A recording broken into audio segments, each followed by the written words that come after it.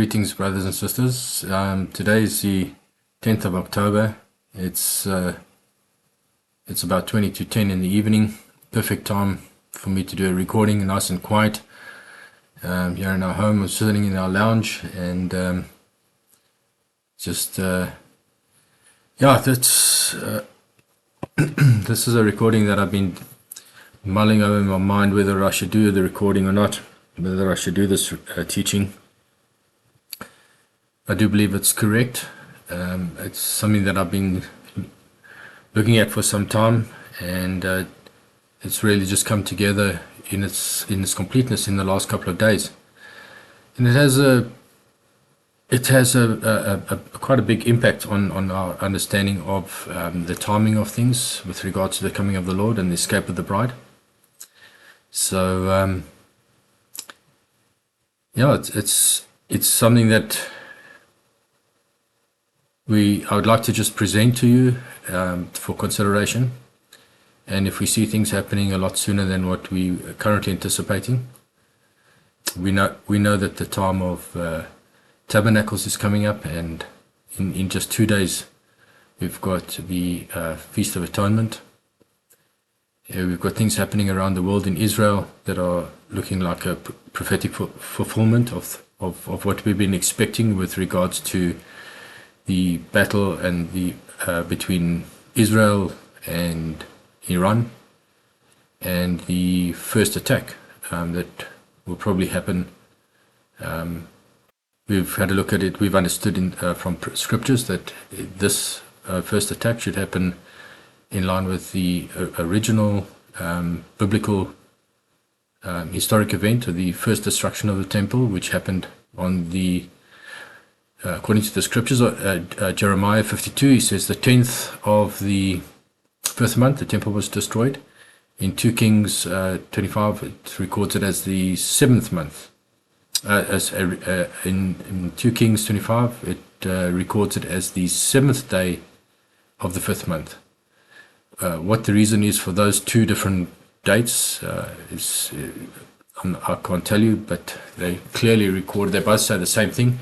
The temple was destroyed, and the house of the Lord was burnt, and the house of the king was burnt. But the one clearly says the 7th day of the 5th month, and the other one clearly says the 10th day. So I know that the Jews have been celebrating, or not celebrating, but observing the 9th of the 5th month as a day of mourning for a lot of the terrible things that a lot of the bad things that have happened to Israel on that day. I believe that based on a biblical study of Exodus story, that it's the day that they worship the golden calf. I believe it's the day that the bad report was given by the 10 spies that went into the promised land. It's the day that the second temple was destroyed, and many other really not such good things have happened on that day. On around about that time, 9th, let's call it the 9th/10th of the 5th month. That date on the Hebrew calendar has come and gone, and it's but it hasn't come and gone on a version of calendar where we understand that the beginning is not as the Jews currently have it, starting in when the sun is in Pisces, but on a calendar where the year starts when the sun is in Taurus. So that's a 2-month difference. So I'm going to go into a couple of things on this video. As you've probably seen by the title, it's all about Ezekiel's 390 days, the siege of Jerusalem, followed by a 40-day siege, which he enacted in the story of Ezekiel chapter 4, where the Lord got him to make a model of Jerusalem, and he enacted the besiege of those of Jerusalem, and he did that. So just before, in fact, exactly 6 years before the destruction of the temple, would have been the first temple in those days. So for a long time, I've understood that Ezekiel's 39 days and 40 days has something to do with end times. I've understood that I was fairly sure for some years now, and I've shared on it a couple of times in a study forum that I'm a participant in at Ministry Revealed. And I made that connection of the 40 days and connected to the 40-day warning of Jonah that we learn about in Luke that's coming up. And it's a warning that Jesus will be bringing forth just before the final destruction of Jerusalem in these end times. If you want more detail, I'm not going to go into the detailed explanation of that. That would need to go to Ministry Revealed's channel, and there are several videos that give great detail on that understanding. So we are sitting right now, we are on today's the Sabbath day, it's the 8th day of the 7th month on the Hebrew calendar. And in 2 days' time, as I said, is Feast of Atonement. And then 5 days from there would be the beginning of Tabernacles, which is a feast for 7 days, culminating with an 8th day, a very important day. So, getting back to the Ezekiel connection. When I saw that Israel there was a prominent count with regards to their war since the 7th of October 2023, when they had that really awful attack from the Palestinians, from Hamas. They started counting the number of days of war, and it's a very prominent count in many media channels. And it was about 2 months ago I thought, hang on a second, there's something to this count, and it kind of really, I made the connection that there must be something connected to the 390 days and this count of Ezekiel, which we'll have a look at now. And so the initial thinking was that the count started on the 7th of October, which was that 8th day. The 7th of October last year was the 8th day following the 7-day Feast of Tabernacles. And so it definitely was, it was a marker. And so the thinking was that the count of 390 possibly comes from there, which will bring us to the warning for the house of Israel, as we will see now in the scriptures. It's about a warning for the house of Israel. And but there's a couple of things with regards to that understanding that we're now looking at potentially the escape happening at the 8th day of Tabernacles, and then after a 7-day wedding, Jesus returning at the end of October at the time of Halloween. Of course, that makes it very difficult to make the connection to the 9th/10th day of the 5th month because of the moon phases. So the 8th day of the 7th month would be it would be after full moon. It would be a 3/4 moon, and the beginning at the end of the end of the wedding and the return of Jesus for his 40-day warning would be at a dark moon. And that doesn't quite match up with the original understanding where we were looking at the 9th/10th of the 5th month, which is just after the first quarter for the attack and the escape happening on that particular day, with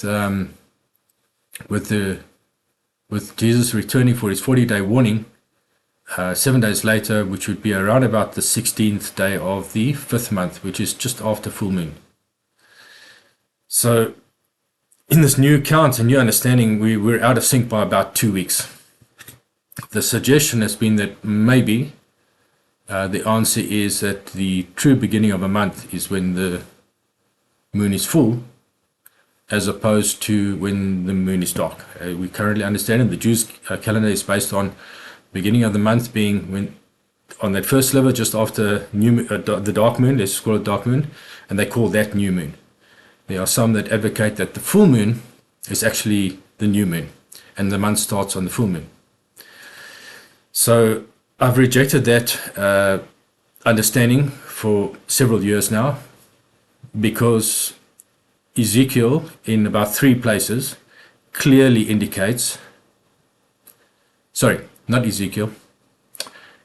because Enoch, the book of Enoch, clearly indicates that in a number of places, in about 3 or 4 places, you can clearly see that he's describing the beginning of the month to be when the moon is dark, and builds up to a full moon by the middle of the month, and then it returns to dark by the end of the month and starts a new cycle again.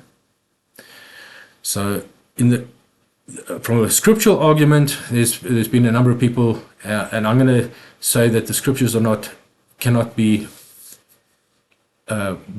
well defined in that regard. There's a strong argument for both cases, and I'm not going to go into the detail of that in this video, but just know that there is an argument.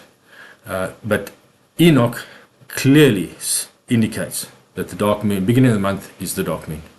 So either Enoch was wrong, or the book of Enoch was subsequently changed over the years and edited and altered. One of the two. Or the book of Enoch is actually correct and the beginning of the month is the dark moon. And those are the 3 options you've got to choose from. I believe that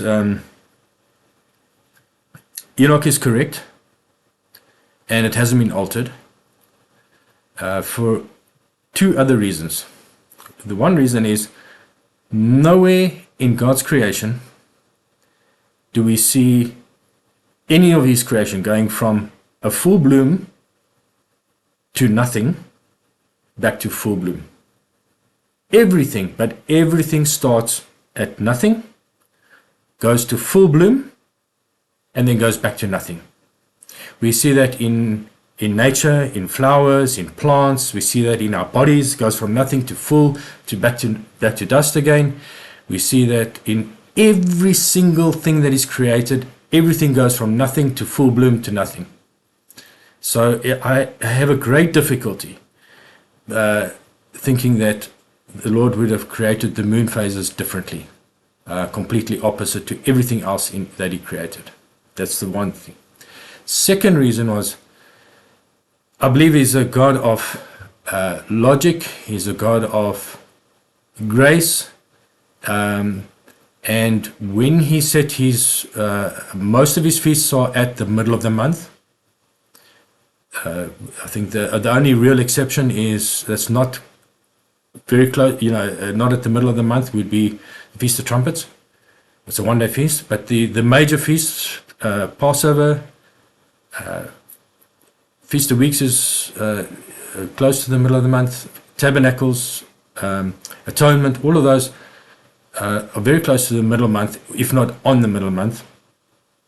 Now we need to remember that in those days, when people went out to observe a feast, to observe an appointed day, unlike today, we've got lights, we've got motor cars with lights on, we travel with all sorts of artificial lights. They had nothing of that sort. They would have had to travel in the dark. And the only way you can really travel in the dark when there's no other artificial lights is when the moon is shining, or at least even when the moon is half shining, there's enough light to be able to travel in the dark. You can see your hand in front of your face, whereas in those days with no moon you can virtually not see your hand in front of your face. So I believe that the Lord gave them a light to be able to get to the appointed time during their travels, and that's why he would have given them a full light at the time when he brought them all together. So that's the logic aspect of it. That's just something that we've lost in this modern day society. We don't understand. Now, I live in the country and I know what it's like. If the power is out, you can't see your hand in front of your face. At least you've got artificial light, some means of creating light. It's pitch black, and there's no ways you're going to be traveling anywhere unless the moon is shining. When the moon is shining, no problem. You can get around without falling over your feet. So those are the 2 reasons over and above the Enoch that I believe strongly that in fact the beginning of the month is when the dark moon, at the dark moon, developing to a full bloom by the middle of the month and then going back to a dark moon. That presents a problem in our understanding of the timing of things with regards to the Ezekiel 39 day count and the 40-day count. But I do believe I have a solution for that, and this is something that I've been looking at. And there's something that I discovered in this last week or so that I never saw before. I saw it, but I couldn't find the solution for it, if I can put it that way. So I'm going to show you what I've discovered, and I'm going to show you how it relates to the original. You must remember Ezekiel's 39 days and his 40 days related to a 390. Sorry, Ezekiel's 390 and 40-day siege related to a 390-year indignation on the part of the house of Israel, and the 40-day the 40-day siege related to a 40-year indignation on the part of the house of Judah. So it's 40 days for 40 years indignation for Judah, and 390 days for 390 years indignation on the part of the house of Israel. So then those years actually existed. They were actual years somewhere in the chronology that actually happened, that the Lord was referring to. I believe in those days they understood what years they were, but we've lost sight of that. So I've been trying to understand where are those actual years that are related to the 390 and the 40 in terms of what happened then. Of course, there's the 390 and the 40 in terms of what's coming as well that we need to have a look at and understand. Okay, so this video I want to get into what I discovered with regards to that 390 and 40, and you would have seen by the title there's an extra 6 days that I never saw before. I saw the problem in the chronology. I had a 6-year problem in the chronology, and I didn't know how to deal with it. And until recently, I did this exercise that I'm about to do now with you from the scriptures, and I discovered there was actually an extra 6 days that's unaccounted for in that story, which I believe we need to account for. And when we do account for that, it has an influence on where we count the 390 days from. At this point in time, I don't believe that the 390 and the 40-day count starts on the 7th of October last year. I believe it starts a little bit earlier, about 12 days earlier, in fact. So I'm going to get into that now. That's what this video is all about. It's a very technical video. It's not for everybody. I make videos for a very, very small group of people that are really getting into the word, trying to understand the truth. This is for sure not for everybody, and I'm okay with that. Most people probably by this stage will have moved on. That's okay.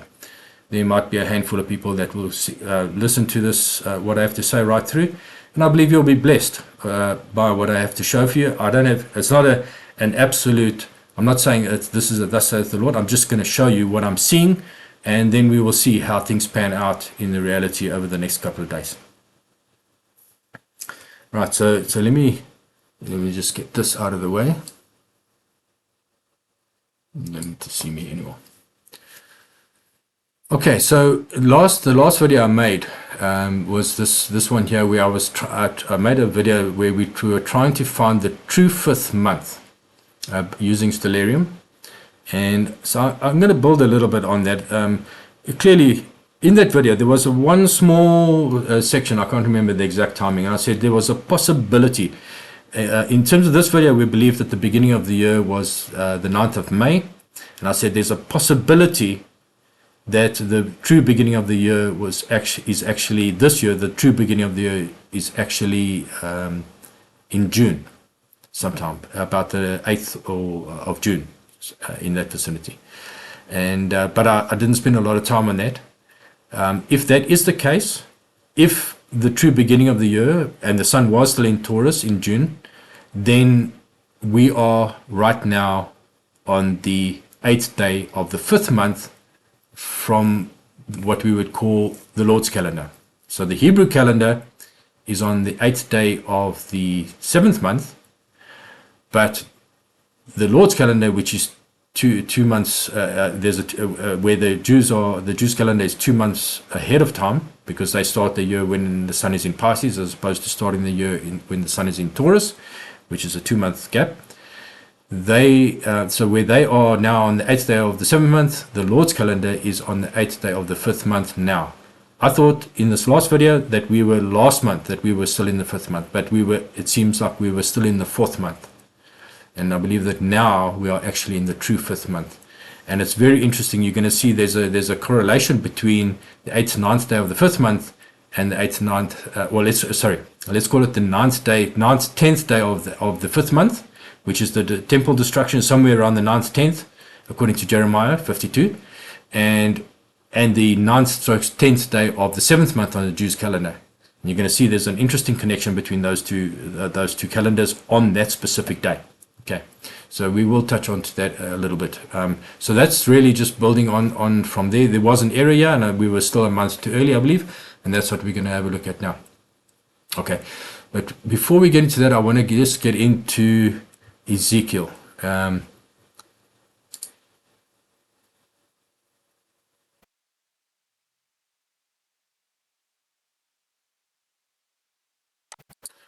Okay, so let's go to chapter 1. So in the beginning of Ezekiel's record, he gets to see a vision. This was when he started prophesying. That he was 30 years of age at this point. I can show you on the chronology. We'll have a look at that now. He had just turned 30, and he received this vision, and he recorded it that it was on the 5th day of the it was the 5th day of the 4th month. So the 4th month in the 5th day, he recorded it. It happened to be the 5th year of King Jehoiakim's captivity, which was also his own captivity. In other words, Ezekiel went into captivity when King Jehoiakim went into captivity, and this was in their 5th year of captivity, and it was the 13th year since Daniel went into captivity, basically, since the whole thing started in the captivity, and the 13th year of Nebuchadnezzar. So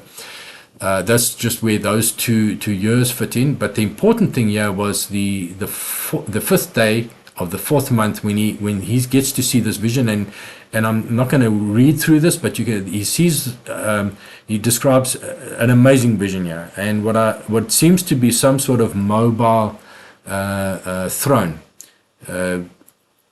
that the Lord comes on, and he gets to see that. Okay, and he describes that in full. So, and then in the next chapter, this is now where Ezekiel is called, and he is now called to be a watchman, and the Lord says he's going to send him to the children of Israel, a rebellious nation. And we get to see here that whether they hear is mentioned over and over again. So this is clearly linked to, Revelations, where Jesus said to the 7 churches, those that have an ear to hear. So whether they hear, whether they don't hear, Ezekiel had a message to deliver. Whether they want to hear it or not, that's up to them. And later on he appoints him as a watchman. And he says, it's basically, if he warns them and they listen, great. If he warns them and they don't listen, then their blood is on their own hands. If he doesn't warn them, then their blood is on his hands. So he was compelled to warn them. Okay, Ezekiel gets a scroll. Gets a scroll to eat, which is similar to what John in the book of Revelation got to eat. Had to eat a scroll, the little book. And this is about being given a whole lot of information. Okay, that's what it's really all about. He's given information and revelation, and that's what this eating the scroll is all about. Then we will see here, and I'm just going to point out a couple of things in the story. We will see that the house of Israel is mentioned a lot through this entire book. In fact, I think it's about 84 times that the house of Israel is mentioned. And about 8 times that the house of Judah is mentioned. Now, the interesting thing is, in the beginning, we got house of Israel, all the way up to chapter, and in some cases, so it's mainly the house of Israel and a little bit of house of Judah until chapter 37, where you got this, where God he brings them together. And Ezekiel had to make hold these 2 sticks. He said, so make thee a stick and write upon it for Judah, the children of Israel, his companions. So this is one group, and the other stick here to write on Joseph, the stick of Ephraim, and all the house of Israel and his companions. So there was two sticks, the house of Judah and the house of Israel, the two different sticks. So this is clearly referring to the house of Israel is clearly the 10 tribes, the lost tribes. And it's interesting, but by the time that Ezekiel received this vision, and where he was made this watchman, the house of Israel was actually long dispersed, several years already.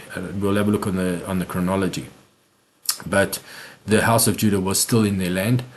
But the Lord still refers to them as a people, even though they were scattered. He still refers to them people, and they were stiff-necked people, and they wouldn't listen. And very interesting, so much so that it makes it very clear that the Lord is speaking to the house of Israel and house of Judah, even though they were gone. This is because it was mainly for the end times. Yes, it was for them as a warning at that time. When Ezekiel was enacting this thing, it was a warning for the house of Judah at that time, as to what was coming up in terms of the siege of Jerusalem and the ultimate destruction of Jerusalem. But actually, this whole thing is, when you read it and you understand, this was much more about end times than for when it was actually received by Ezekiel. In any case, after 37, where he brings them together and he says, he describes that they will become one in his hand. Join them one to another in one stick, and they shall become one in the hand. From this point onwards, from chapter 37 onwards, the house of Judah is never mentioned again. And it continues mentioning the house of Israel and the house of Israel and the house of Israel. So I believe that everything from chapters 1 to 37, or 1 to 36, where it talks about the house of Israel, is referring to the 10 tribes that were dispersed amongst the nations, still are dispersed amongst the nations, and where the Gentiles are grafted into them, and they are grafted in, those that are born again, those are saved. So the house of Israel is that group, together with the Gentiles that are grouped in. And the house of Judah is clearly the group that's currently living, largely the group that's currently living in the land of Israel. Those would be the two groups to read Ezekiel from an end time perspective. And then, of course, we know that chapter 38 and 39 is where this chapter is the end of seals, and the beginning brings us into the beginning of trumpets. So the end of the first years, the first 7 years ends at this time, and then we go into the final 7 years for the time of trumpets. So it's interesting that it seems like the Lord is bringing the two houses together just at the end of seals. He actually brings them together. So going into trumpets, probably the remnant that are not raptured, those that don't make it for the rapture at the end of seals, might actually be grafted into the house of Judah, and then he refers to them as the house of Israel in Ezekiel going forward. So that's just something to look at. I don't want to spend too much time on that, but my main focus is this modeling this in chapter 4, the description of the siege of Jerusalem, and he has to make a tile, and he portrays the city of Jerusalem on it. It's kind of like, when they have war games and they make a sand model of the war area, and they would make their plans, the war plans around that model. We've seen that depicted in many war stories where they do war plans around the model of the battlefield, and this is no different. This is exactly what it was. It was a model of the battlefield, and what the Lord was saying is that put an iron pan between you and Jerusalem, and you had to lie in front of this model, and it was depicted as a siege of Jerusalem. And I believe this iron pan is direct reference to Israel's Iron Dome.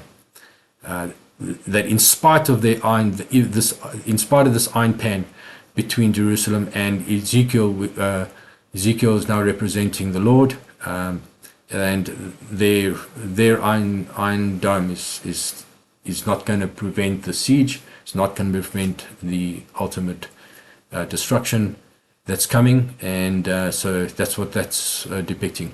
So then he had to lie on his left side for the iniquity of the house of Israel, and he had to do that for a number of 390 days. So for the years for their iniquity, according to the number of days, 390 days, and so it was 390 days thou shalt eat thereof. So it was all about for the iniquity of Jerusalem relating to 390 years, and it was played out for 390 days. We will have a look at this 390 in the chronology to see where those actual 390 years were. Okay, and then when he accomplished those 390, then he had to lie on his right side, and he would be the iniquity of the house of Judah for 40 days.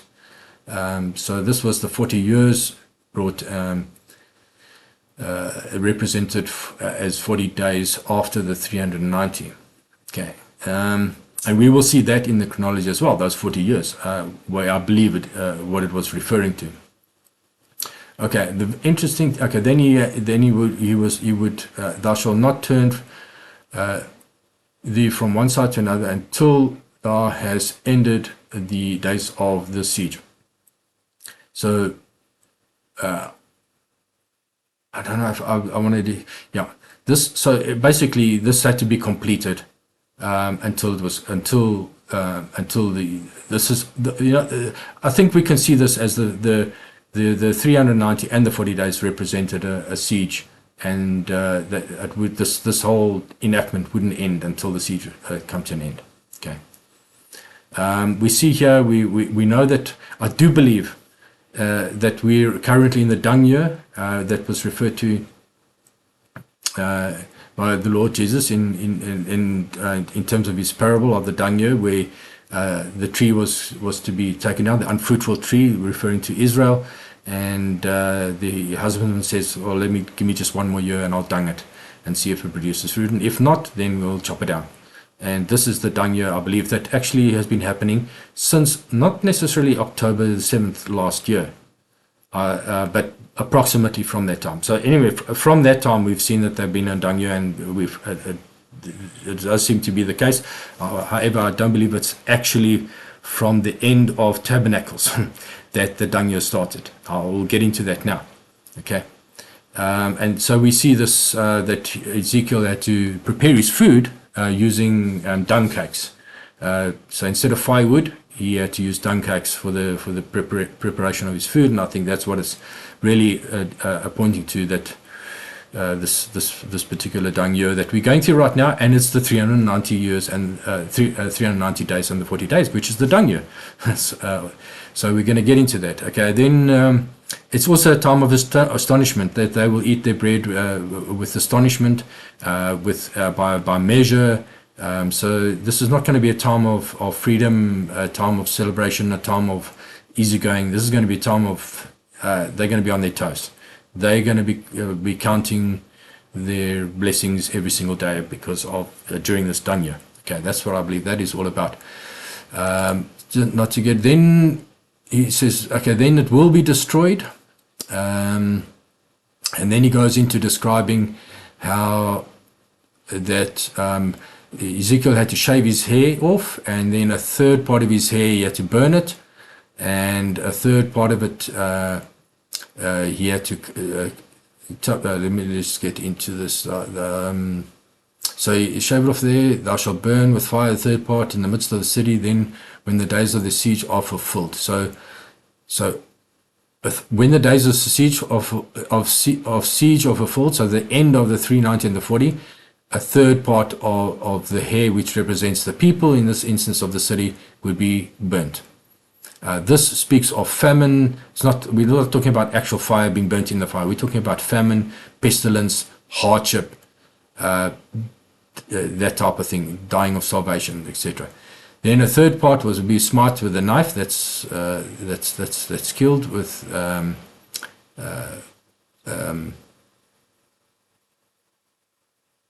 so that would be slaughtered, and then a third part he will scatter. So these guys are not actually killed, but they're scattered. But they are basically chased out of there. There's a sword after them. It's not just going to be a nice stroll out of this situation. They're literally going to be running for their lives. So those are the third. Now the interesting is that this is all referring still, in my view, to the house of Israel. Now, the house of Israel is not actually in the land of Israel. We'll see here that this whole thing is repeated again, but this time in the land of Israel. So this is all these things, we keep on looking at as Israel and a third and how bad it's going to be for the Israel. But the Lord is actually telling here the house of Israel, the house of Judah is going to get it. But the house of Israel is also going to get it. And that's what we're seeing here. This is going to be a worldwide thing because the house of Israel is scattered through all the nations. So we're going to see a third of the people burnt, a third of the people killed with a sword, with a knife and firearms and all that, and a third of them will be running into the country and to escape all what's coming. And the interesting thing is, then he had to take a few, and then he said, "Thou shalt take thereof a few in number," so a few of these hairs, and you will bind them in his skirts. So it's like protecting them. You're hidden them in his skirts. Okay, that's like speaking of a small group of people that will be hidden in his skirts, hidden from all of these things. But he was to take of them again a part of this small number that he was protective. Take a small part of them and cast them in amidst the fire, and burn them with fire. So it's not throwing them literally into the fire. In other words, they're going to be the small number, and they're actually going to participate in this in this famine and the pestilence and the hardship. Okay, and because of that, there shall come a fire forth into all of the house of Israel. You see, this is all talking about the house of Israel still. Okay, and then he starts talking about Jerusalem. And he says, I've sent in the midst of, Jerusalem I have sent in the midst of, Jerusalem I have set in the midst of the nations and countries. I'm not going to read everything here. I just want to highlight some of the things. I will do in thee that which I have not done. Thereunto I will not do any more like, because of all thine abominations. It goes on to say, the whole remnant of thee will I scatter. And then he says, because they had defiled his sanctuary. I believe this is talking about the sanctuary of the body in this point in time, in this end time understanding. Israel was one of the most thorough in getting their vaccinations done. I believe that's exactly what it's saying. They really pushed it, and it was a very high percentage of vaccination rate in Israel. And anyway, then he goes on to say, and a third part of thee shall die with pestilence and with famine, and they'll be consumed in the midst of thee. So there's your pestilence and famine. That's linked to this burning with fire. And a third part shall fall by the sword. That's the killing. Okay, it's the same as this group, but this goes now to the house of Judah. And I will scatter a third party into the winds and send a sword of them. So you see how it's repeated twice. This is for the house of Israel. This is for the house of Judah. And again, there will be astonishment unto all the nations. So that's the actual destruction that's coming. But this warning of 390 and the 40 is before all of this. Okay, he's just saying to them what's coming. Then he goes on to repeat again. Now we had Jerusalem. So here he's speaking about Jerusalem specifically. And then in the next chapter, he starts speaking about the greater area around Jerusalem, the mountains of Israel. And the same thing here. So there will be a remnant, and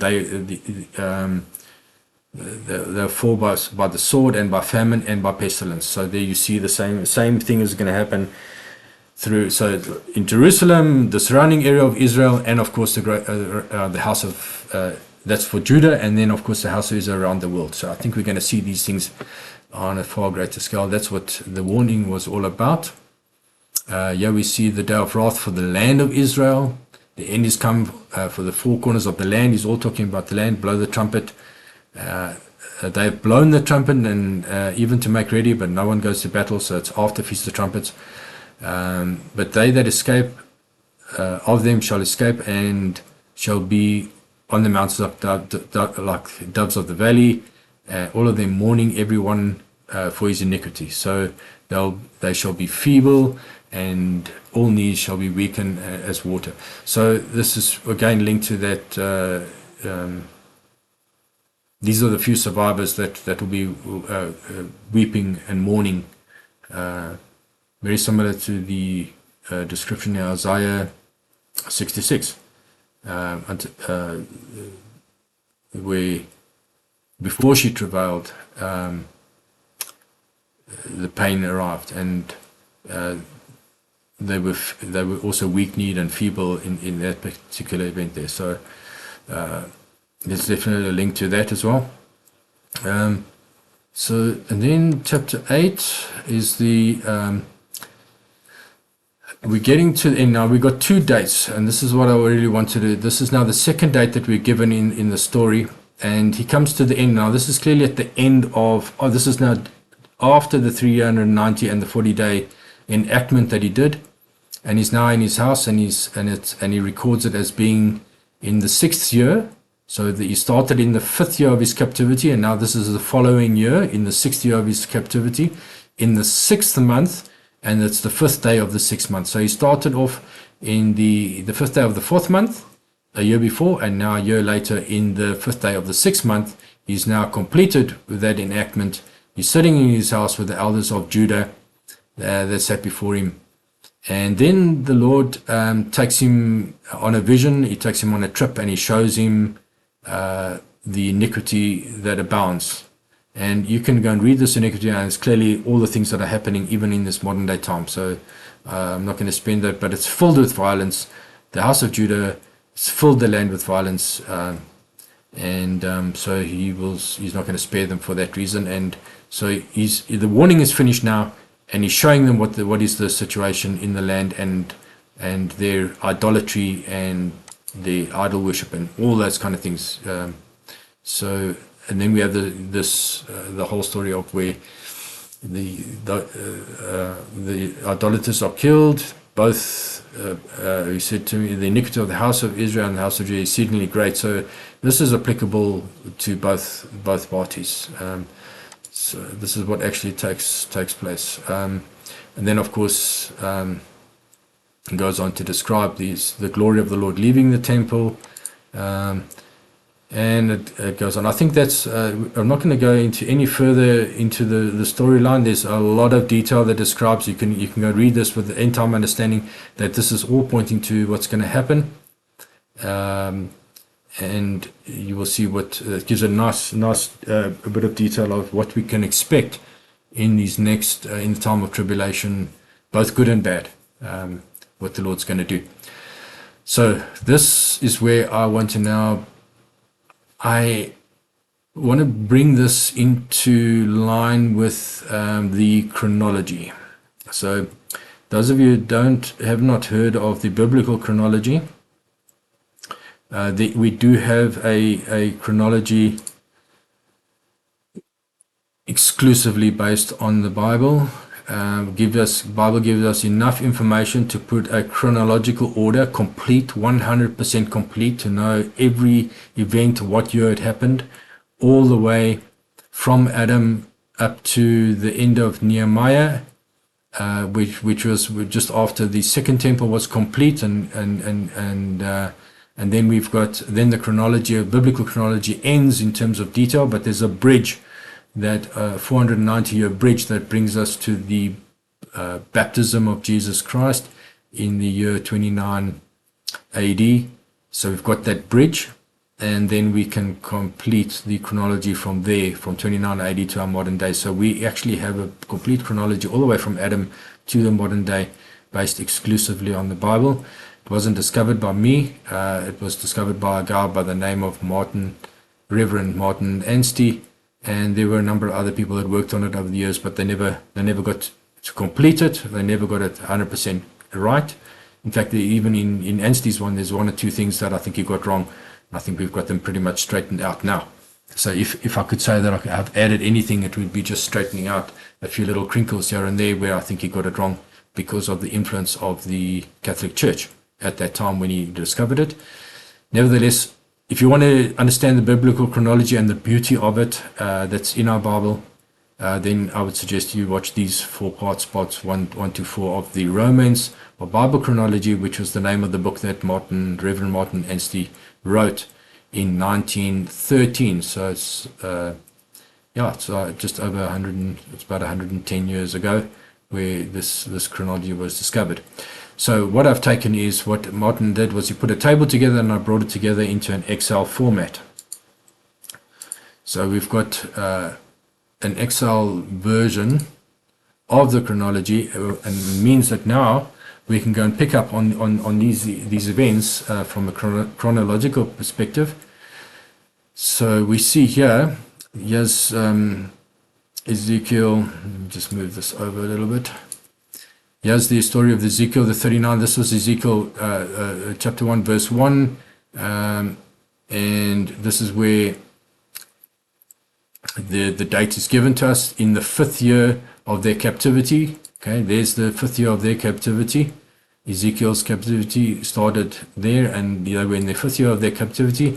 And it was in the 13th year of Daniel. This is where Daniel went into captivity, and the 13th year of Daniel. So those are the 2 years given. And then we are given the extra detail here that it was in the 5th day of the 4th month. So this is when Ezekiel was given that vision in this particular year. So what Martin Anstey believed, the 390 years of iniquity on the part of the house of Israel, he believed that the 390 years started when Israel split into 2 nations. And it's exactly to this year where this was the 390th year. If you count from when they split, this was where they split, the year that they split, where Rehoboam and Jeroboam, the house of Judah and the house of Israel, where they became 2. And if you count from there, it's exactly 390 years to the year when Ezekiel received this vision. So Martin Anstey suggested that that was the 390 years of iniquity on the part of the house of Israel, which is plausible, and I think it could well be the case. But I have another suggestion, and I'll get to that now. In terms of the 40 years of the house of Judah, that one, Martin Anstey suggested that it was related to the time that Jeremiah was prophesying. So we know that Jeremiah started prophesying based on scripture. He started prophesying in this year here, okay, which would have been, from a Gregorian perspective, 544 BC, or 3,499th year since Adam, and that he began to prophesy in this year. So if you count 40 years from there,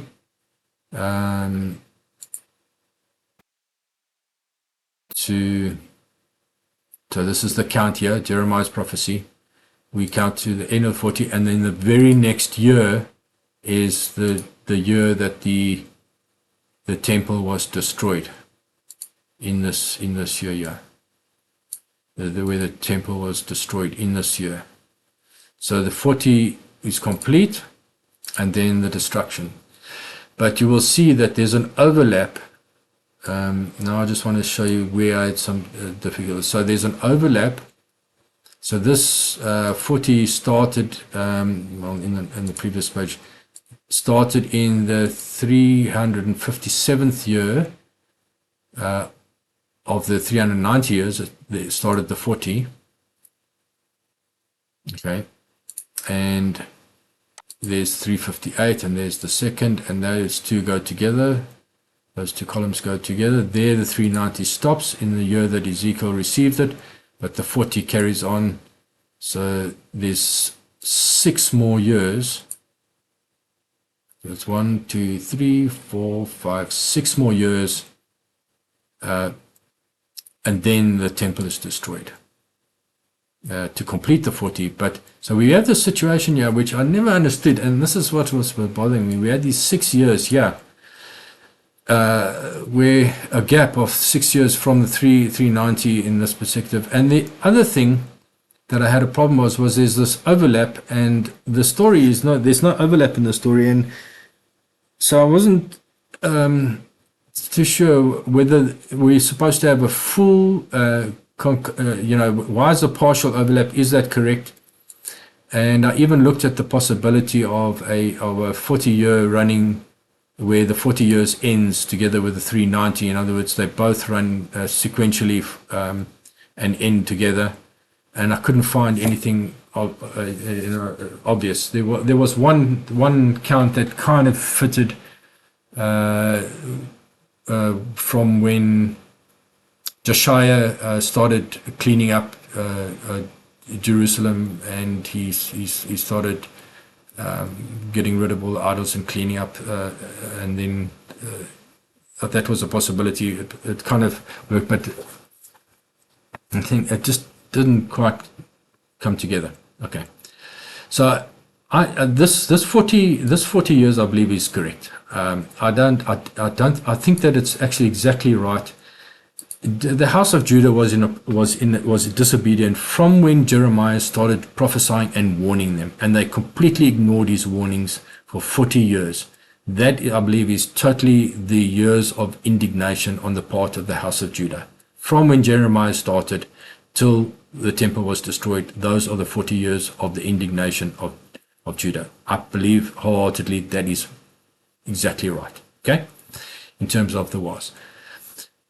I believe that there's a possibility that the 390-year count doesn't start when Israel split into two, but actually starts when Solomon took over from David. Because if we go to a count where Solomon, I'm just going to go to where Solomon, it's on this one, yeah. So I've got this count in here. Sorry, that's too far. So Solomon comes in. So David reigned 40 years, and then Solomon came in. And I do believe that is the point in time. I believe that that's when the house of Israel's trouble actually started, after David. And if we do count that, and if we just accept for a moment that that is the beginning of the 390, as opposed to 40 years later, because Solomon reigned 40 years, so, and then after his 40 years they split. So there's a 40-year period where Martin Anstey starts his count from after Solomon, but I believe that Solomon's reign was part of the count. Okay, so if we go with that, and the 390 starts at the beginning where Solomon starts reigning, then we will this count then runs there it carries on. Okay, it ended, it was 40 after then. So instead of being the first year as suggested by Reverend Martin Anstey, I believe it's the 41st year, the first 40 being during the time of Solomon, and we carry on counting down this column here. There's all the house of Israel, they both existed here, Israel and Judah still existed, both of them. There's the end of kings of the house of Israel, comes to an end in the 300. The last year was 304, 305 was the end, was the last, it was the first year where there were no more, they were no longer, house of Israel had been dispersed, they were no longer in the land. Okay, but it carries on for some other reason. If you carry on with that count, and the Lord still sees this Judah as part of the house of Israel, and the 390 then ends here in Josiah, just a year before he starts to clean up. We see here in 2 Chronicles 34:3, this is in his 8th year. He began to seek after the Lord, and he starts studying, and here in this year, in his 12th year, he starts his destructive religious reformation that he starts. Okay, so there's a gap here from there's his So it was in his 8th year. So if you count, now the question is whether it's the 8th. This was his 8th year in terms of the actual count, but he was partly in this year. He was partly in reign for part of that year. So there's a possibility that we must count that one as well, which would bring his 8th year to here. Anyway, about the time that he started coming to discovering the seeking of the Lord. They found the scroll. They were reading the scroll that had been lost, and they found it in the temple, and they started studying the word again. That's where the 390 comes to an end. But then Jeremiah starts prophesying only over here, so we have to start the 40 count over here. So we've got this strange 6-year gap between such a count. So if the count of 390 starts with Solomon, when Solomon becomes king, we've got this strange 6-month gap, and then starts the count for the 40. Okay, so I don't know what all of that means, but and I've been struggling with this now for a while until I don't know, it was about a week ago. The Lord just said, go check the days between those dates. So if we go back to Ezekiel, and we see that in chapter 1, we saw that it was in the 5th day of the 4th month, and we saw that, chapter 8, we saw that it was in the 5th day of the 6th month was the end, okay, a year later.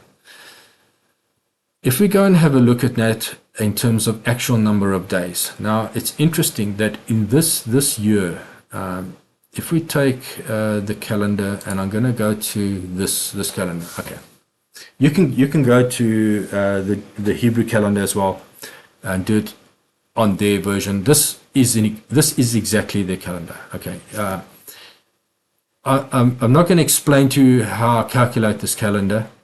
I did that in a few years ago. I did it in this video. In this video here, the calendars why. I think it's in this one here. I explained in great detail how I calculate the calendar based on the sun, moon, and stars. Okay, so I go into a fair amount of detail explaining all of that. So if you're interested, then go and have a look at it over there. Okay, let's just minimize that. So I'm able to calculate, I can recreate the Jewish calendar from scratch based on the calculation of the sun, moon, and stars. If I point my start of the year to the time when the sun is in Pisces, okay, I can recreate their calendar exactly. So I know exactly how they calculate the calendar. And it's based on when the sun is in Pisces, even though they say that it's based on to some extent on the equinox. I can tell you now, they don't even look at it. They do exactly what I'm doing over here. So because I can calculate, I can regenerate their calendar for any year in the spreadsheet. So I'm going to do it for 2023. Okay. That's last year. Okay. So here's 2023. You can go and see these dates match exactly. So they started the year in the 22nd of March, and you can go and check those dates. They'll be exactly as per the Hebrew calendar for that year. Okay. Now, if I take, by the way, this year, 2023, as it is for them, it was a long year. Okay. Remember, they had an extra month before they started their new year this year. So last year was a long year, exactly as we see over here. Based on the sun, moon, and stars, it was supposed to be a long year. That's cool. No problem with that. So we know that the Ezekiel story had to have happened in a long year. It's one of the stories where we can prove that there is occasionally a 13-month year. Otherwise, you cannot fit the 390 and the 40 into a single year.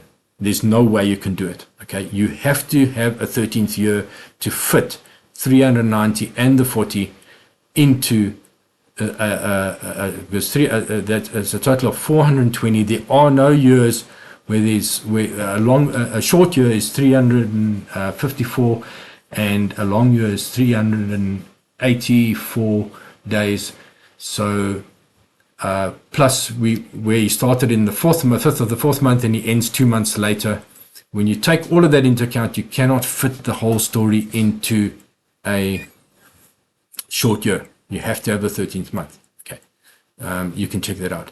So if we go to, and we just use this as a basis for calculating the number of days between the fifth day of the fourth month and the fifth day of the sixth month in a long year. Okay, we can go and see that.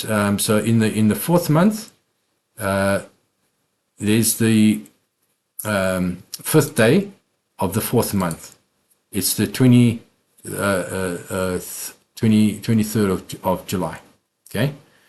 And then the other date, if we want to go to, we now need to go to the next year. So we have to go to 2024.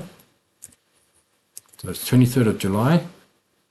And then we need to find the fifth day of the sixth month.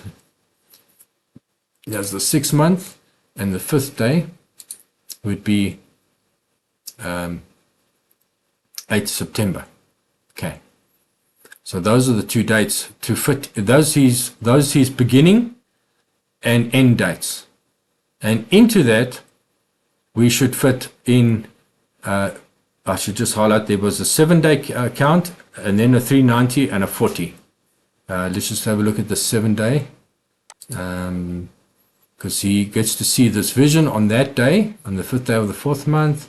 And he describes, I think it's in the next chapter, where is it? He says he was, here it is, yeah. So he gets his instructions, and he says, I came, so the spirit of the spirit lifted me up and took me away, and I went in bitterness in the heart of my spirit, and but the hand of the Lord was strong upon me. Then I came to them of the captivity at Tel Aviv, that dwelt by the river Chebar, and I sat there where they sat and remained there astonished among them 7 days. So on the fifth day of the fourth month, he gets the vision, and then he goes and he sits amongst the guys in captivity for a total of 7 days. And it came to pass at the end of 7 days that the word of the Lord came to me, saying, Son of man, I have made thee a watchman unto the house of Israel. Therefore hear the word by my mouth, and give them warning from me. This is where he's appointed as watchman. And he will then, and he gives them warning. And then he says, and the hand of the Lord was there upon me, and he said to me, arise and go forth into the plain, and I will there walk with thee. And I rose. So that's now after the 7 days. So on the 7th, so he gets, remember he said, yeah, after the 7 days, he gets told to go into the plain. So he goes to the plain, he rose and went forth into the plain, and he beheld the glory of the Lord that stood there, and he describes what he saw. Okay.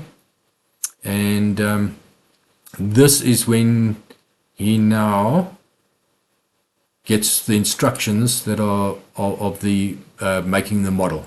So after 7, so you can see, starts on the fifth day of the fourth month, count off 7 days. On the 8th day, he gets the instructions to make the model, and then we get told that you must be on the left side for 390, and then on the right side for 40. So far we've got 437 days.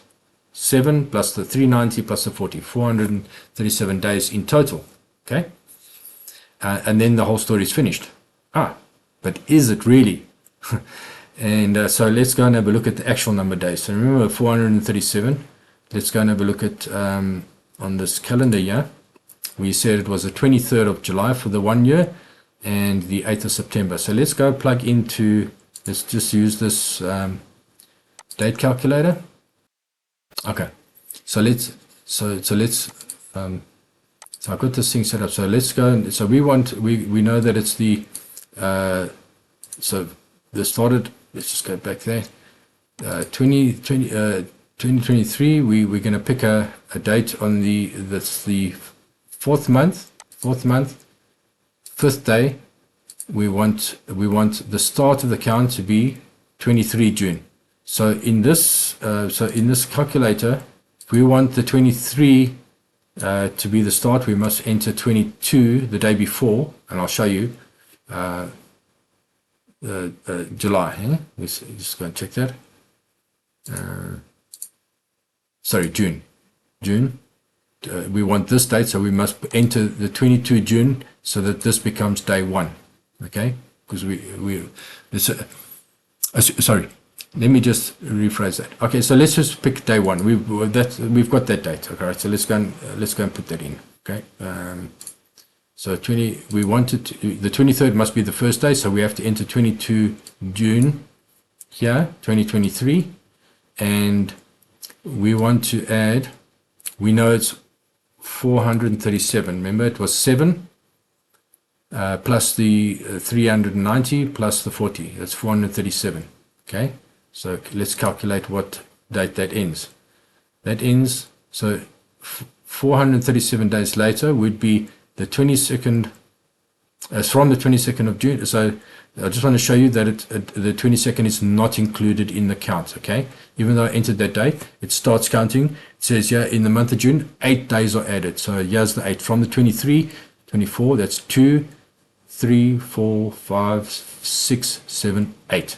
22nd is not included in the count. So there's 8 days here. 23rd is included, okay, and it goes forward. And the end date, the result is 1 September 2024. So let's go to, so this next year we have to go to 2024. Still on the Hebrew calendar, okay. So 13-month year, the previous year was a 13-month year. And we go to September 1, there. September 1, 2024, it's the 28th day of the 5th month. But we are told that he sat before the elders on the 5th day of the 6th month. And yet we know about the 7 days, we know about the 390, and we know about the 40, which is 437 days. When we take 437 days, it goes up to and including the 1st of September. So where are these other 6 days? Where is this gap? There's 2 days here. 2, 3, 4, 5, 6 days. 6-day gap, and on the 5th day of the 6th month is when he's sitting before the elders. So somewhere in the storyline, there's the 6 days. Now, the question is, are these 6 days, did he receive the instructions on that, after 7 days, and then on the 8th day on the plain, did he receive the instruction and then wait 6 days before he started, so that he ended his 430 days here when he sat before the elders on the 5th day of the 6th month? That's one option. Or did he finish, in fact, here on the 28th day of the 5th month, and then sat around for 6 days, and then on the 5th day of the 6th month, he now mentions that he's in front of the elders, and we don't know what he did for these six days. That's the one other option. So it's 6 days before, the other one is 6 days after he finishes. Or the third option is there's 6 days between the 390 and the 40 days. So he gets his instructions on the 8th day, after the 7th day. On the 8th day, he gets his instructions, he immediately starts his 390, he finishes the 390, he waits 6 days, and then he starts his 40, and he ends his 40 here on that day that's mentioned, on the 5th day of the 6th month. So those are the 3 options that we need to consider. There's no way from Scripture that we can tell where those 6 days were, but there are 6 days. So we could go back to the chronology and see what we see there. Remember, we had this 6 years. So this 6 years could be, remember in the chronology, it's days to years. So we had this count here, if you count from when they split, there was 6 years remaining. After the 390, there was 6 years remaining, and then the attack happens. Okay? So in this instance, it suggests a 390 and then 6. Okay? We've got the 40 happening in parallel to all of that.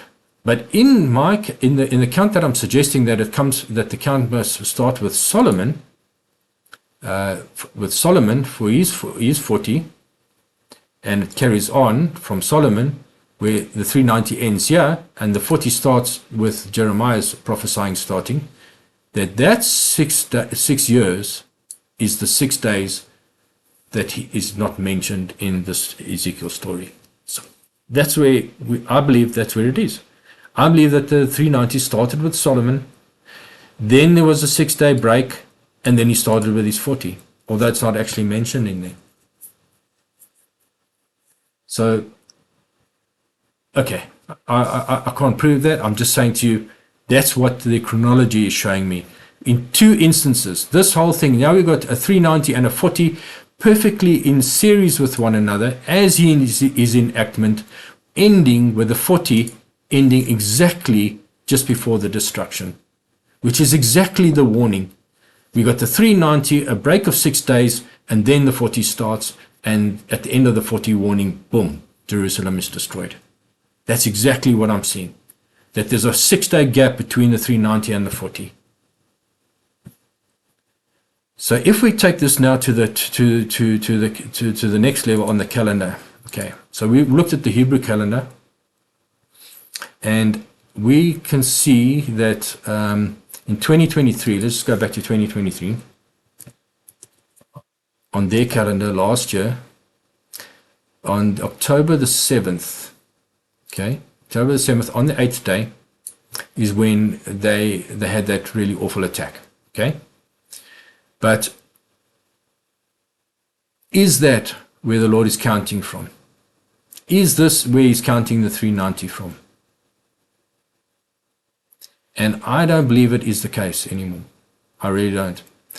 I believe the Lord is counting from here for the Jews, and is counting from Feast of New Wine, Pentecost. He's counting from Pentecost for the house of Israel, and he's counting from Atonement for the Jews. Okay, now I'm going to try and explain to you why I believe that is the case. Okay, so if he's counting, we know that if you just go back into the Exodus story, okay, and you read the Exodus story, and we know that they arrived at Mount Sinai, and they had that Mount Sinai event in the middle of the month, around about the 15th, 16th, 17th, probably. They probably arrived here, 3 days of preparation, and the Lord probably appeared to them on the 17th day of the 3rd month. That's how I believe it actually happened. Because they arrived on the self-same day that they departed, but in the 3rd month, and they departed on the 15th day of the 1st month. So they arrived here, sanctified for 3 days, and the Lord appeared to them on the 17th of the 3rd month.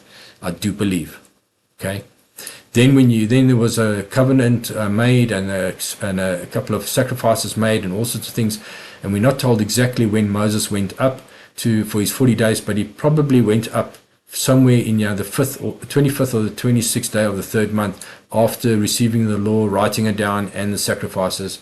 It was probably in this vicinity here, probably about 9 or 10 days before he went up. Okay, so if you count off here, from here, if you count off 40 days, then the 40 days ends over here. Okay, you can go count it out for yourself. And this is when we know that when he returns from his 40 days is when they're worshipping the golden calf. That's why I maintain that they worship the golden calf somewhere on this feast here, on the 9th or the 10th, somewhere around here, on the 9th or the 10th of the 5th month is when they worship the golden calf. Okay.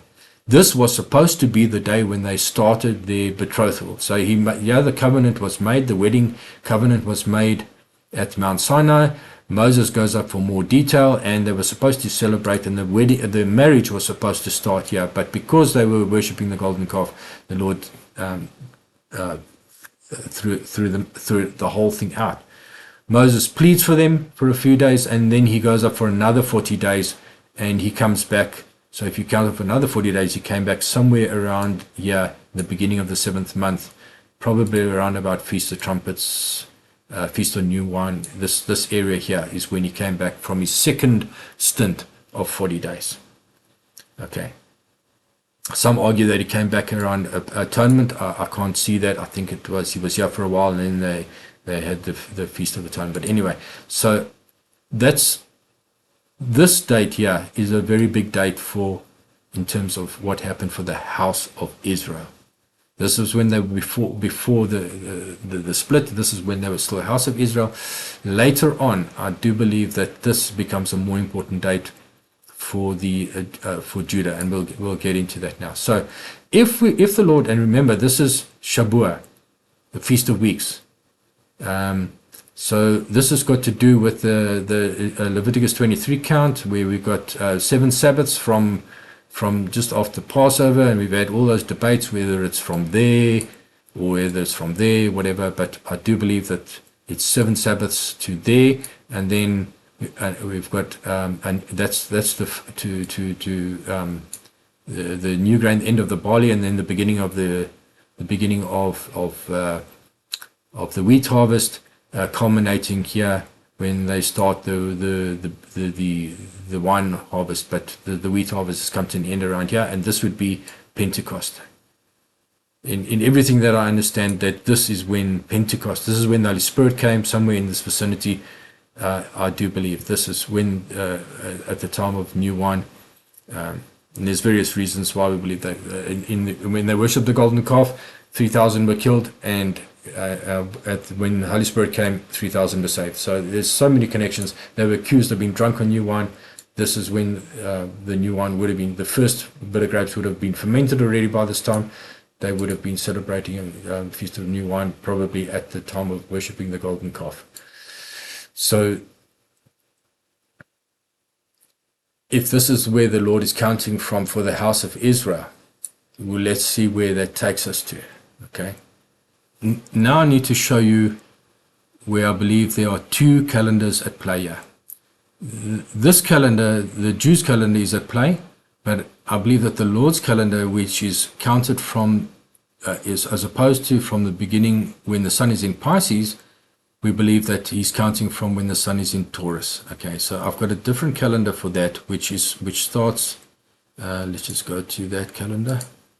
I'm going to let me expand it to full size for now. So this is 2024. So this would be when the sun starts in when the sun is in Taurus.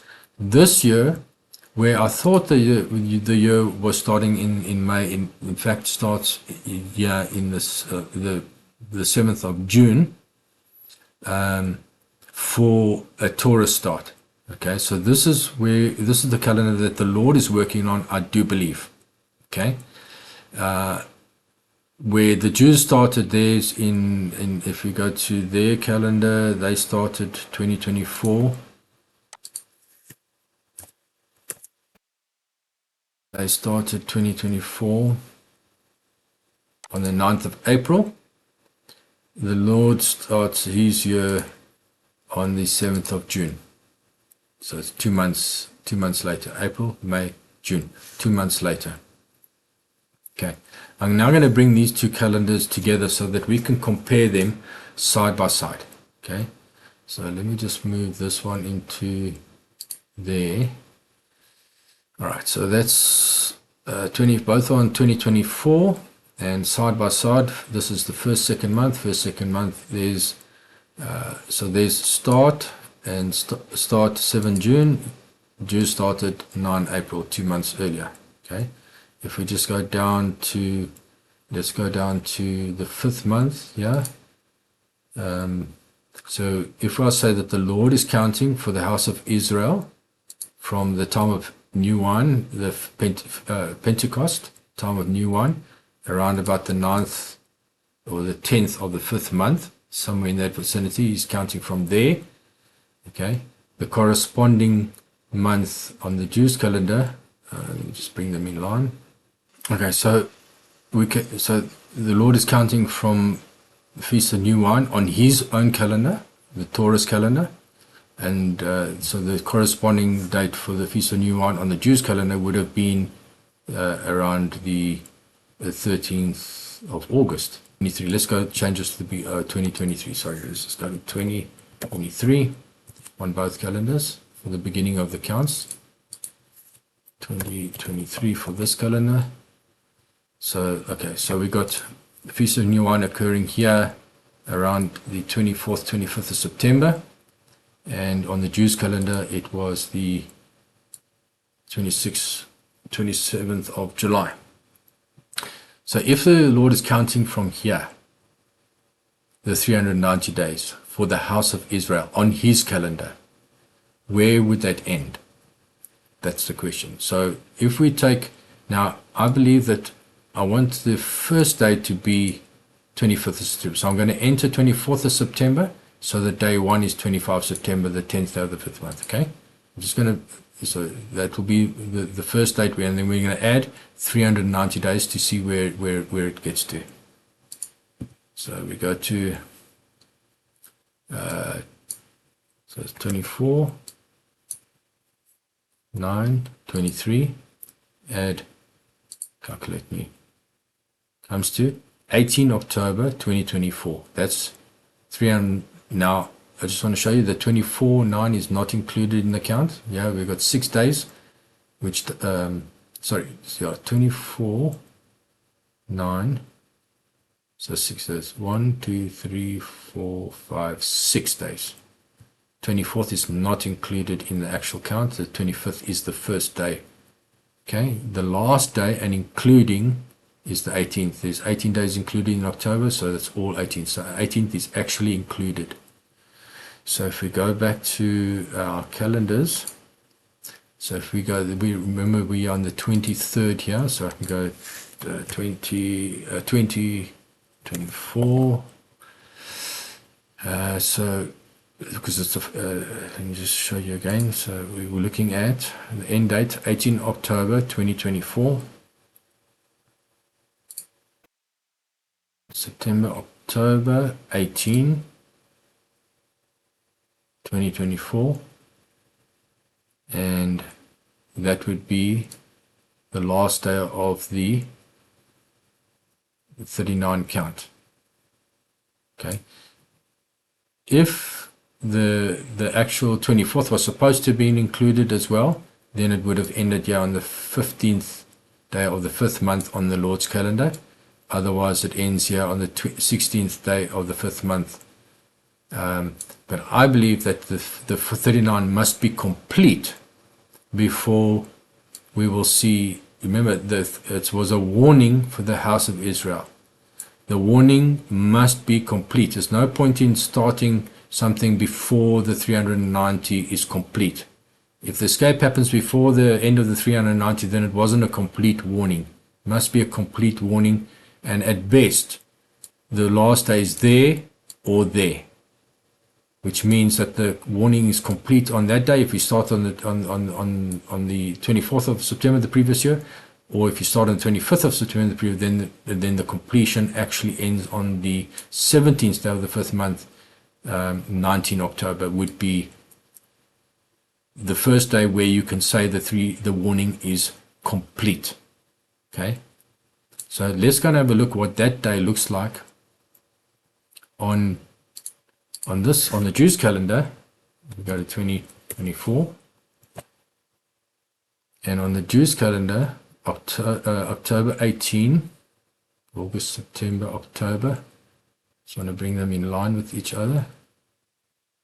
So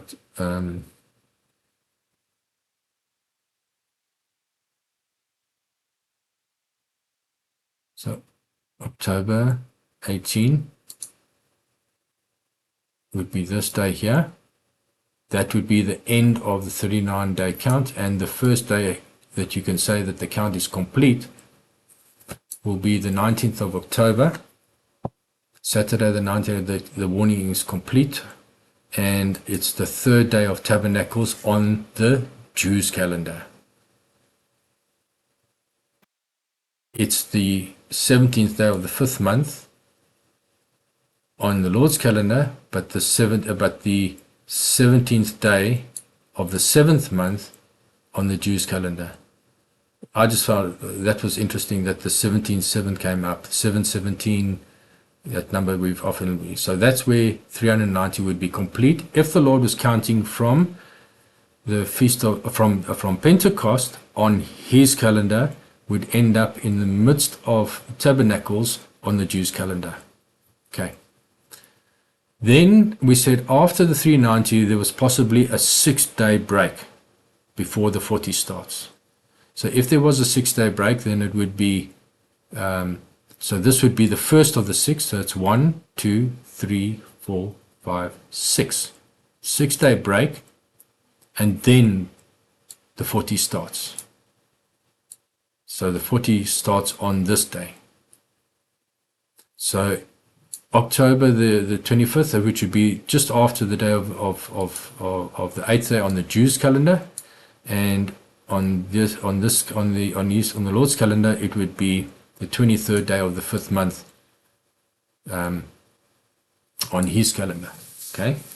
So now if we see where will the 40 days, if that is the case, if we have 39 and then a 6-day break and then the 40 days warning starts, then we can see where it ends. So we must put the 24th of October in as a date so that the 25th becomes day 1 of the 40. Okay. So let's put that in.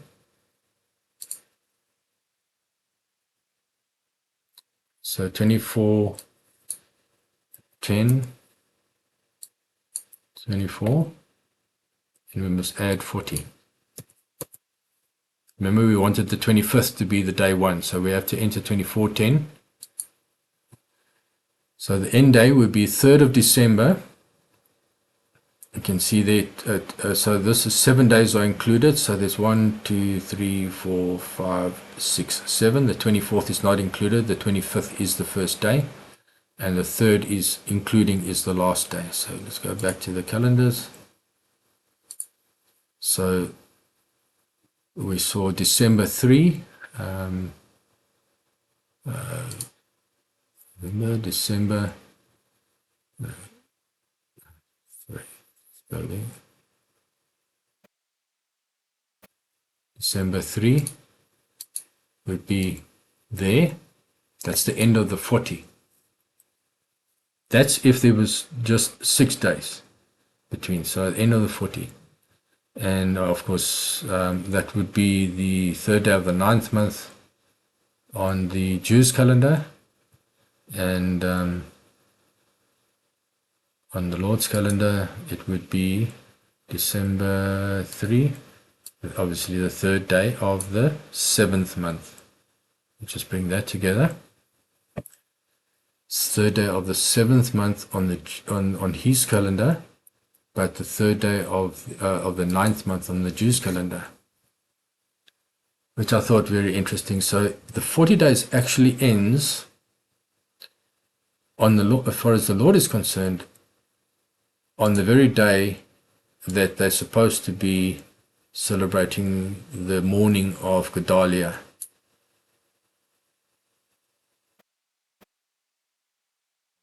What he would potentially be the beginning of the attack.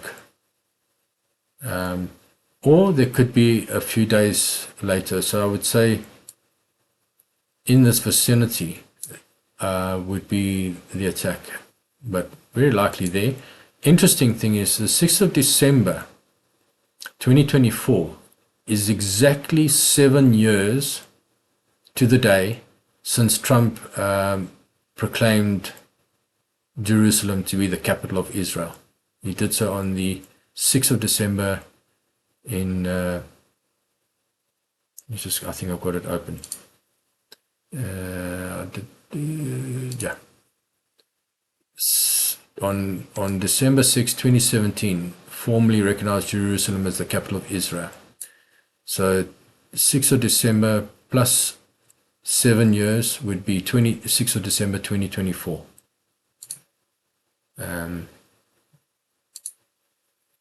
So that's the date here.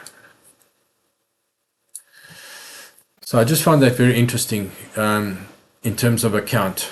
Of course, some are going to say to me, but on the Jews' calendar, or that 6 days doesn't equate to a 7-day wedding.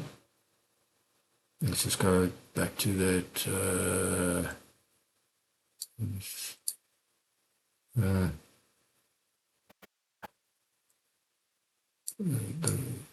here. Let's just bring them in line. So we counted to the 18th of October to be the last day of the 390. Possibly something happening here at the end of the warning, if that happens to be the escape there in the midst of Tabernacles, as per John chapter 7, where the Lord arrived in the midst of Tabernacles. He didn't arrive at the beginning of Tabernacles, he arrived in John chapter 7 in the midst of Tabernacles. So if that is pointing to something happening in the midst of Tabernacles on that particular day, then if we allow for a 7-day wedding, of course, that being day 1, 2, 3, 4, 5, 6, 7 days, that means that the 40 days starts not on the 25th of October, but on the 26th, so 1 day later. So it'll be, so the end of 40 would actually be on the 4th of December. On the 4th of December would be the end of the 40, and then that allows a few days before the 6th of December. So, okay, so those are just some interesting counts to be aware of, that we've got the 6 days that we need to, I believe we need to take into consideration. The other interesting thing that I just want to point out between these two dates here, let's just bring the 5th of the, I want to do it this way. The 5th of the let's say the 9th stroke 10th of the 5th month. Now we know the temple was destroyed somewhere. We've got one version, the 7th day of the 5th month, and 2 Kings 25, and then Jeremiah says 10th day of the 5th month. So somewhere in between, somewhere in this vicinity is the destruction of the temple between those two dates. Okay, you can go check it out for yourself. Those are 2 dates, 7th of the 5th, and the 10th of the 5th are given, and I cannot tell you why those 2 different dates are given. But anyway, if we consider that this particular day is mentioned by Jeremiah as a destruction day of the temple, and we find and we know that the Jews are 2 months too early, so we must, so that's the 5th month, the 10th day of the 5th month would correspond with the 10th day of the 7th month on the Jews calendar, 2 months being a 2 months difference between the two. And this is the Day of Atonement. So we know that this is a really some bad event, probably 10th day of the 5th month, bad event, possibly being 12 October. That's this coming Saturday. Tomorrow's Friday, and then Saturday, possibly a really bad event, 12 October, which would fall on Day of Atonement for the Jews, being the 10th day of the 7th month, Day of Atonement. They observe. So in other words, what I'm saying is the Jews are observing Day of Atonement, but the Lord is observing the 10th day of the 5th month, the very day that the temple was destroyed. So could we see something really bad happening here? I don't believe this escape is going to happen. I do believe the escape is happening after the 390 is complete, but as I'm sitting here right now, I would not be surprised if something really bad happens on the 10th day of the 5th month on the Lord's calendar, which will coincide with the 10th day of the 7th month on the Jews calendar. So just watching out for that. All right, guys, I think that pretty much covers what I wanted to explain in terms of the Ezekiel 390 day and 40 day count, and then this discovery of this extra 6 days and where it could possibly relate to. So if I'm right, then we might be seeing an escape a little bit earlier than our anticipated date at this point. We're looking at 24 October on the 8th day. I think there's a very strong possibility we might be looking at a few days earlier. It's not so critical, not so much. It's not so much about which date this happens. It's more about understanding the 390 and the 40 days in terms of the end time understanding.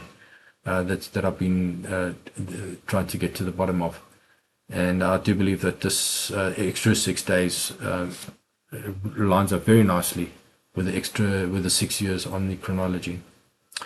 I hope you guys found that interesting, and yeah, we just got a few days to go, and we'll see exactly how things pan out, and if it's still going to be this year. So there's one last thing I just wanted to remind you guys of, is that of course Day of Atonement is also the end of account. In other words, the Shemitah cycle runs from the 10th day of the 7th month to the 10th day of the 7th month. So in terms of a count of years, so where we're looking at the end of the 7th year going into the beginning of a new cycle, on the Jews' calendar, that event happens on Saturday. We go into, on their calendar, we go into the new cycle. Of course, on the Lord's calendar, that would be a different date. That would be 10 December, would be going into the new cycle. So, if we have a situation where they, as I believe, they've already turned 70 here in 2023,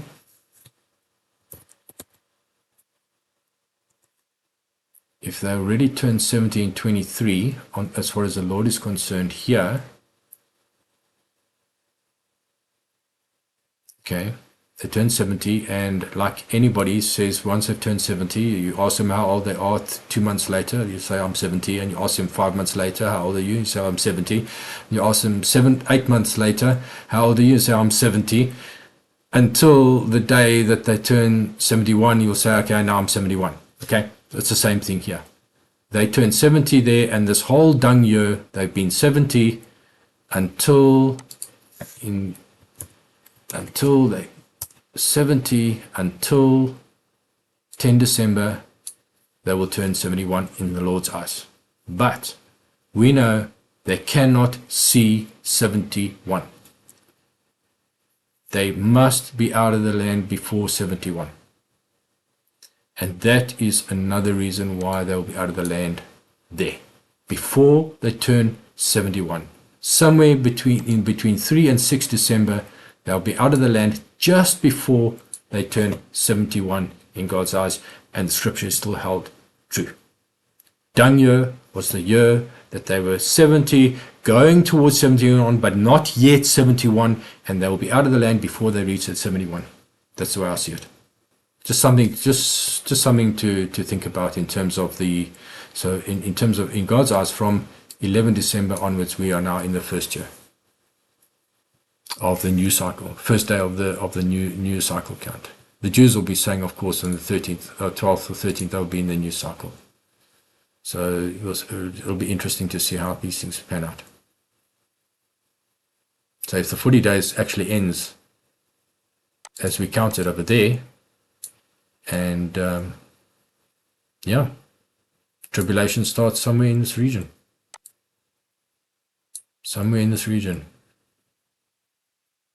Might even take 3 days, and then boom, tribulation.